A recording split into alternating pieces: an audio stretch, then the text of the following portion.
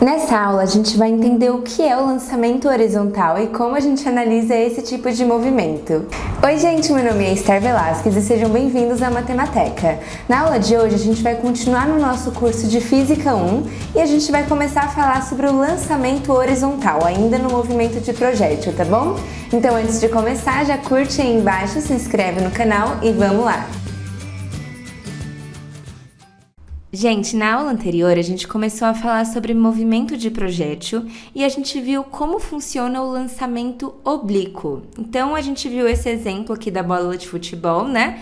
Que ela tá parada em um ponto, aí o jogador vem aqui, dá um chute nela com uma velocidade inicial V0 e aí a bola vai executar essa trajetória, né? Que é um movimento de projétil.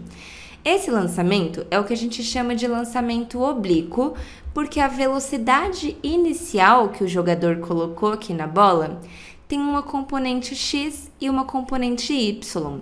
Então, a velocidade inicial não é nem exclusivamente vertical e nem exclusivamente horizontal. É uma velocidade que tem componentes nos dois eixos. Então, desde o momento que a bola sai aqui, que começa o movimento dela, ela já tem um movimento no eixo X e no eixo Y, certo?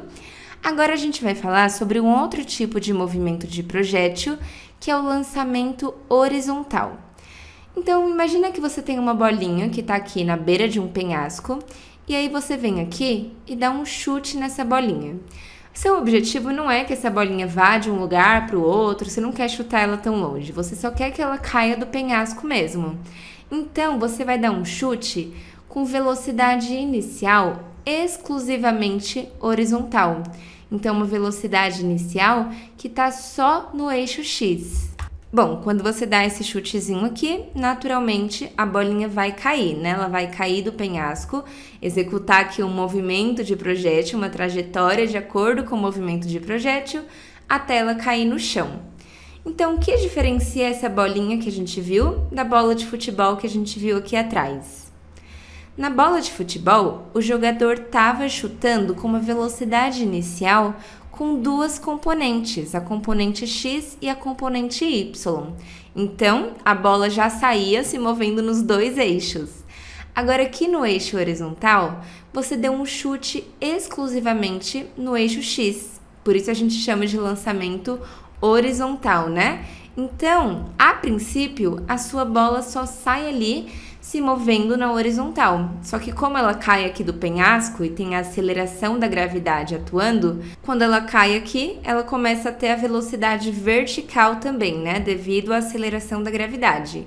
Então, assim, a princípio, se você só tivesse chão aqui, a sua bolinha ia se mover só na horizontal. Ela nem ia ser um projétil porque ela nem ia cair do penhasco, né? Mas, como ela cai aqui do penhasco e começa a efetuar o movimento de projétil, ela adquire ali uma velocidade vertical também. Mas aí a gente vai chamar de lançamento horizontal porque o seu intuito foi chutar só na horizontal. Você não fez igual o jogador aqui, que já quis chutar nas duas componentes para já sair se movendo tanto em X quanto em Y. Não foi o caso, né? Então, gente, lá no movimento retilíneo, a gente viu sobre a queda livre, que era quando o objeto saía exclusivamente na vertical, certo? Ele só saía, voltava, ou então você jogava ele de algum prédio, em alguns casos, né? Então, era um lançamento exclusivamente vertical. Aí, na aula anterior, a gente falou sobre o lançamento oblíquo, que agora que a gente está em duas dimensões, a gente pode falar sobre esse tipo de movimento, né? Que se move tanto em X quanto em Y. Agora a gente vai falar sobre um lançamento em que o objeto também vai se mover nos dois eixos, porque ele vem vindo para a direita e vem caindo, só que a velocidade inicial estava só para a direita, ou então só para a esquerda, mas estava só no eixo horizontal. Então, um outro exemplo aqui para você se familiarizar é como se você tivesse a sua mesa aqui e aí tem a borracha que está na ponta da mesa. Se você der um peteleco para a horizontal na sua borracha, ela vai cair da mesa, né? E não é que você jogou sua borracha lá para cima, não, você deu um petelequinho assim, só na horizontal mesmo, só no intuito de ela cair da mesa. Então, esse é um exemplo de lançamento horizontal. A borracha vai cair aqui da mesa e vai até o chão, certo? Assim como a gente estudou como funciona o lançamento oblíquo, vamos entender o que vai diferenciar ele do lançamento horizontal.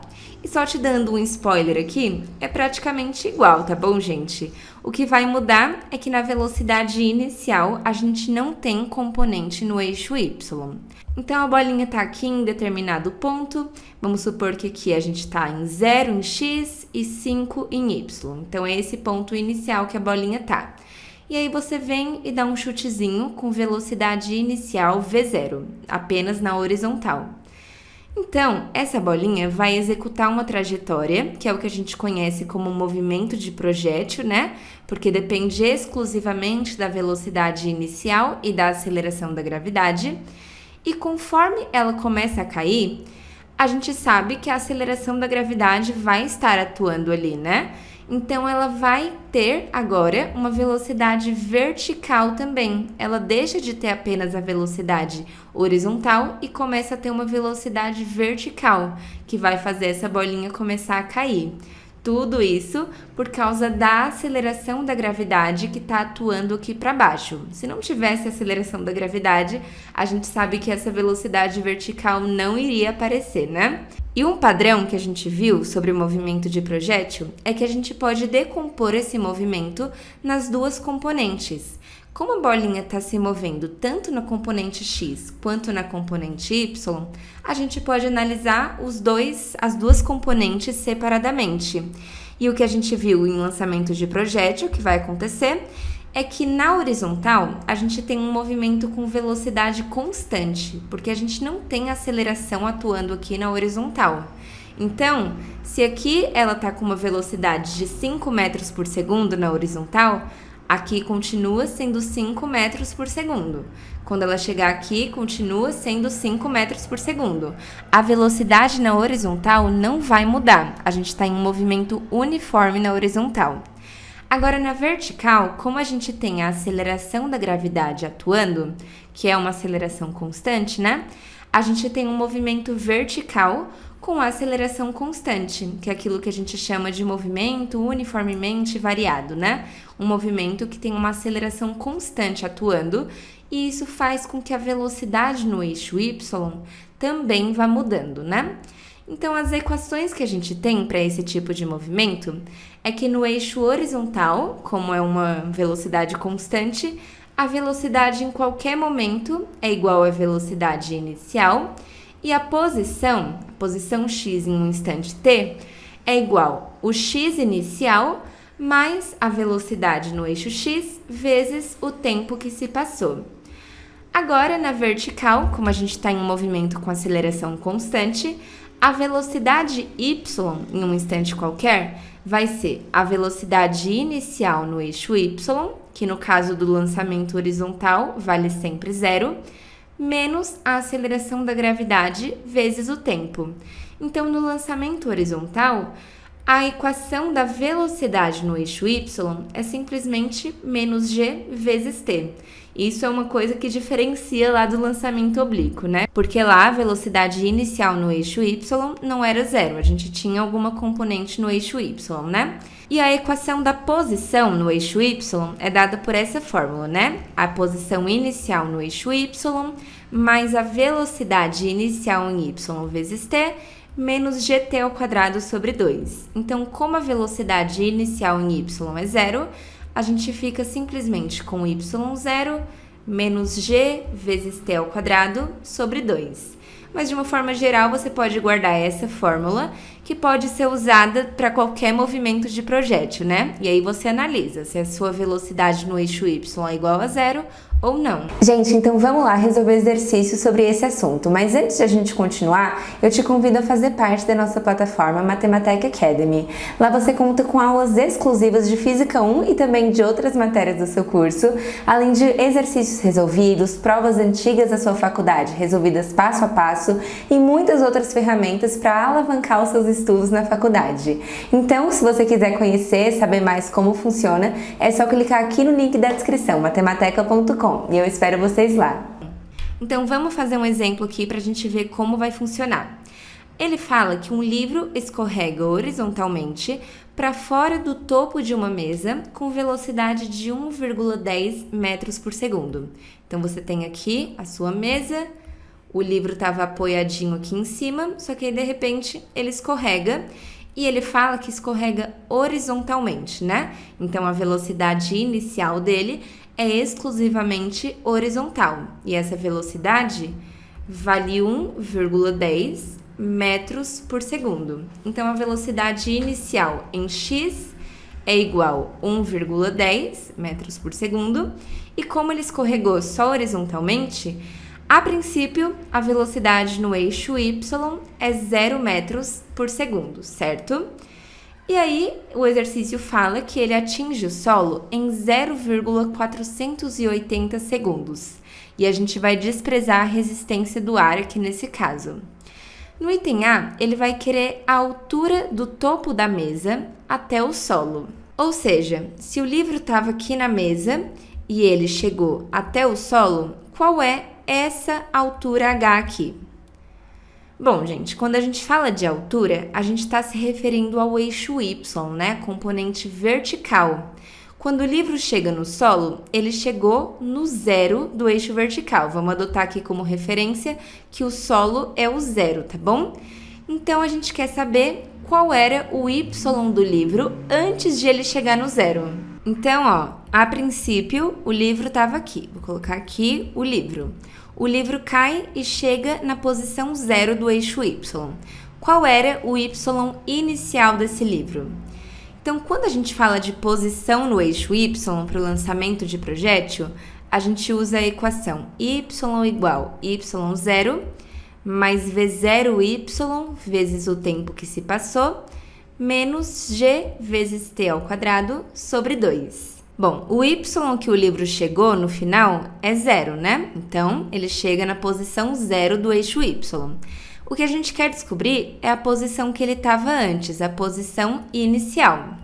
A velocidade inicial do eixo y vale 0.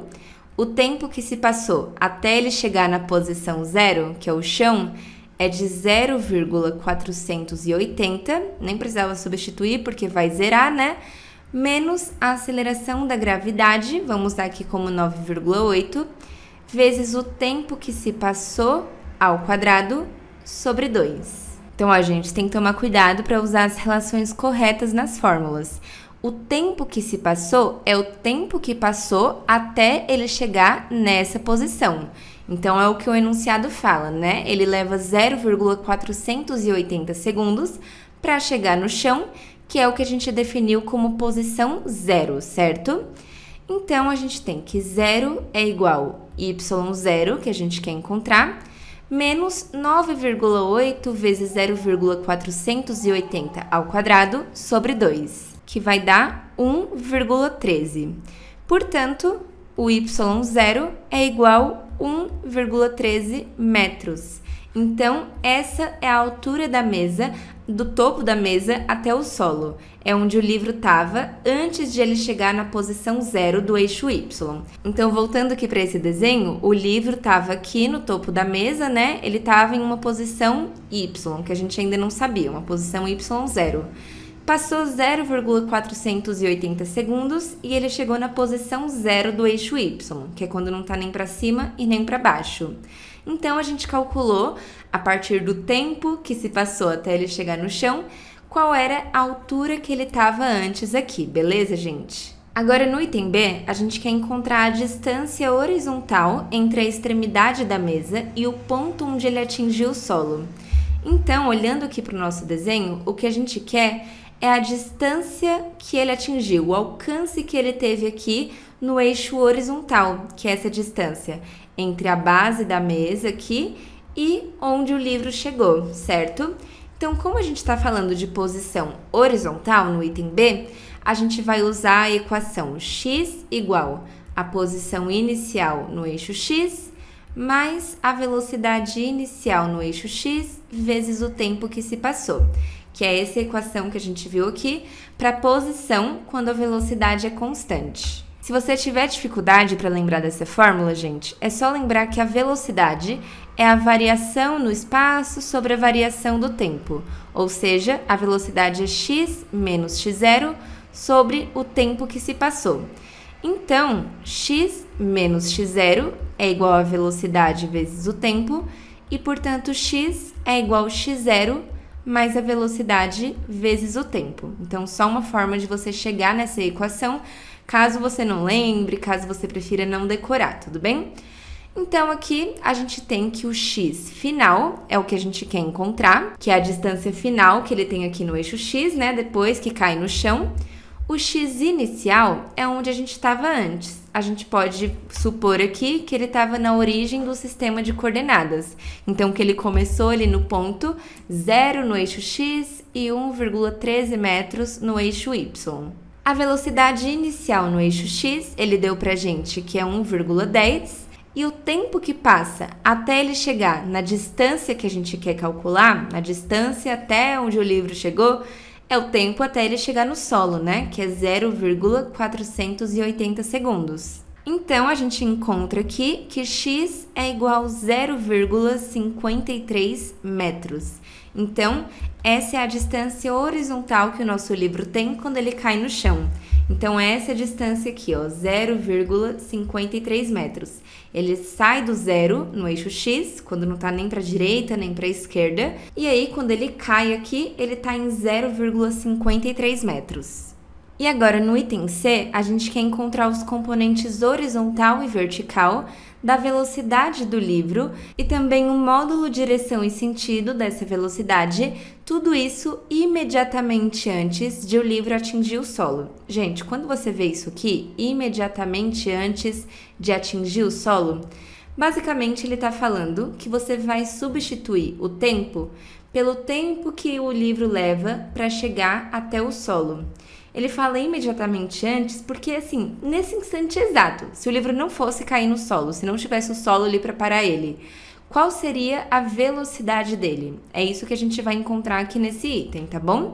Então, vamos lá para o item C. Bom, começando pelo componente horizontal da velocidade, a gente não precisa nem olhar de qual instante a gente está falando, porque a velocidade no eixo x vale sempre a velocidade inicial do eixo x, porque no eixo x a gente tem um movimento uniforme, né? Velocidade constante. Então, no eixo x, a nossa componente continua valendo 1,10 metros por segundo.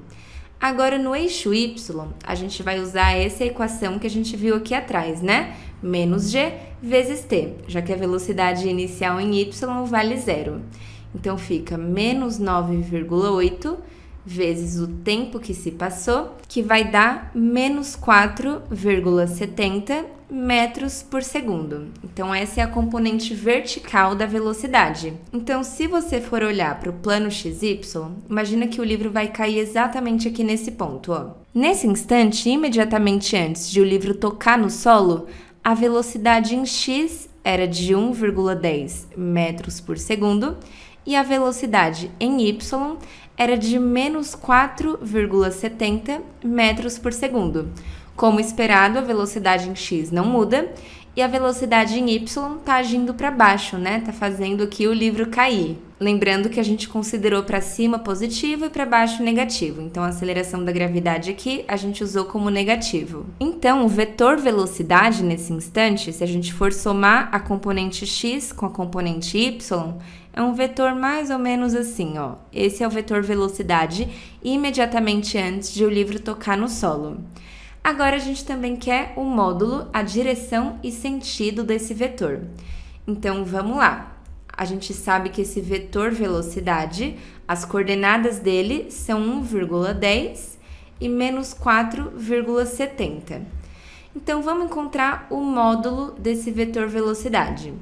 O módulo de um vetor é a raiz quadrada da primeira componente ao quadrado mais a segunda componente ao quadrado. Fazendo esse cálculo aqui, a gente encontra que o módulo do vetor é 4,83 metros por segundo.